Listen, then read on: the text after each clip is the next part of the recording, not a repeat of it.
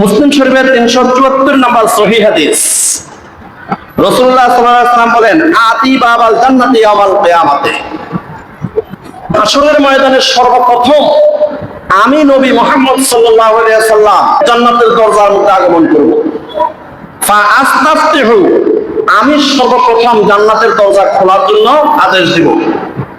ফায়াকুলুল খাজিনু মান আনতা, তখন জান্নাতের দ্বাররক্ষী ফেরেশতা বলবে, আপনি কে?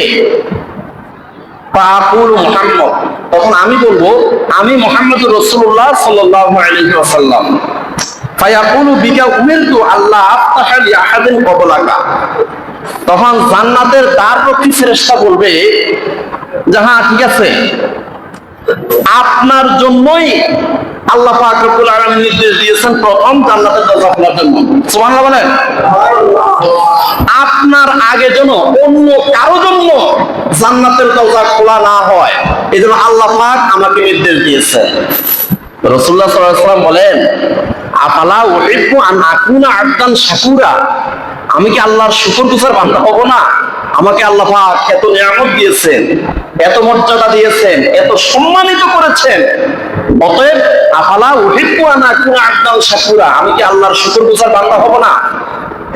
তাই তো কানান নবী সাল্লাল্লাহু আলাইহি ওয়াসাল্লাম ইয়াকুমু মিনাল লাইলি লিইউসাল্লি হাত্তা তারিমা কদাবাহু, এই শুকরিয়া আদায় করে রাসূলুল্লাহ সাল্লাল্লাহু আলাইহি ওয়াসাল্লাম রাত্রি জাগ্রত থেকে, রাত্রিতে জাগরণ থেকে এত পরিমাণে ইবাদত করতেন, ওনার দুইটা পাও ফুলে যেত।